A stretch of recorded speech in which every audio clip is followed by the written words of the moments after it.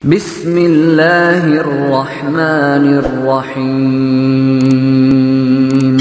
Bis jurusan Surabaya Semarang, saya kan sering naik bis jurusan Surabaya Semarang. Kadang-kadang supirnya melihat saya tanya, "Gus, saya ini supir, saya ini Ramadan itu gimana ya?" Ya saya sudah ngerti setengah nakal, dan senengnya dijawab rasa poso ya saya tahu. Tapi masalahnya secara fikih, kalau kamu menghargai, kamu harus puasa terus. Kamu melanggar konstitusi ilmu. Memang musafir punya diskon? Boleh? Tidak puasa. Pertanyaannya, bayarnya kapan? Wong Syawal ya nyupir lagi, Dzulqa'dah nyupir lagi, nanti sampai Ramadan ya. Nah terus, ya pas kamu cuti, biasanya cutinya pas sakit, boleh diskon lagi karena sakit. Coba. Nggak, andai kan ada jadi ahli fikih milih zaman. Lo kalau orangnya soleh, terus kayak ustadz-ustadz di sini, kayak dosen UI kan, masa dosen UI Universitas Islam nggak Islami kan nggak mungkin. Mungkin memilih poso kan. Masalahnya ini kan hukum untuk orang kebanyakan, nggak boleh hukum mosok gak kuat. Sahur jam 3:30, ngombe vitamin, pokoknya harus kuat. Itu udah hukum, itu saran. Hukum itu beda dengan saran. Hukum itu hanya berpijak musafir itu boleh iftar. Kalau saran memang boleh, ya usahakan kamu makan 3:30 pas fit nyupir. Terus kalau nyupir selesai jam 10 nanti istirahat. Memangnya majikan bisa ngatur jamnya? Itu fikih. Maka menjadi perdebatan, yang namanya pergi itu apa? Menurut Imam Syafi'i, pergi itu ya dari rumahnya ke tempat yang asing, yang tidak wilayahnya, namanya pergi. Menurut Imam Ahmad bin Hanbal enggak. Pergi itu tidak kerja.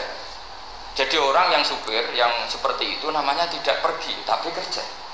Tanyakan ke publik, misalnya jenengan ke UI, istri kamu atau suami kamu ditanya, istri kamu kemana? Kira-kira jawabnya bilang pergi jalan-jalan apa bilang kerja? Kerja. Makanya kata Imam Ahmad bin Hanbal, mudi musafar atau orang yang berprofesi, yang profesinya memang harus pergi, kayak traveling atau supir, maka itu namanya tidak pergi, namanya itu kerja. Karena apa? Sekali distatuskan pergi, maka ikut status yang dikatakan Allah dan Rasul, dapat diskon, boleh tidak puasa.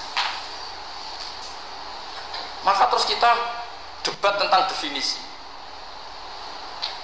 Nah, definisi ini penting karena yang menjadikan hukum rubah itu definisi.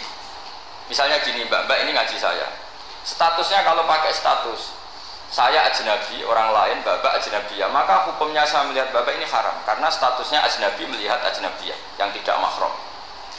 Tapi kalau di fikih itu ada statusnya. Di antara lelaki boleh muwajahah sama perempuan adalah 1 untuk belajar, 2 untuk muamalah, 3 untuk kesaksian, 4 untuk pengobatan. Itu kan ada pengecualian-pengecualian. Sehingga statusnya sekarang Mbak itu belajar, apa ingin melihat Gus Bah atau Gus Bah itu mengajar atau ingin melihat itu statusnya bisa rubah. Makanya kalau sebetulnya kalau kita marung di warung misalnya Padang, kita nggak pilah-pilah, kebetulan pelayannya perempuan itu masih bisa dikhilaf secara fikih. Saya muamalah marung, cuma kebetulan penjaganya. Tapi masalahnya Papa ini punya daftar penjaga yang cantik, yang masalah. Maka pertanyaannya itu marung ke situ demi marung apa demi melihat? Tidak jawab saja. Demi marung apa demi melihat? Kalau demi marung semakin yang penjaga yang sangar-sangar juga banyak. Akhirnya kalau demi makan, penjaga yang cowok kan banyak. Kalau demi melihat, berarti yang dihitung kan niatnya. Berarti karena muamalah apa karena melihat? Melihat. Itu status. Jadi makanya kalau mudi musafar itu namanya orang pergi atau orang kerja? Orang kerja. Maka menurut pikirannya Imam Ahmad bin Hanbal seperti itu harus puasa karena dia adalah pekerja, bukan musafir.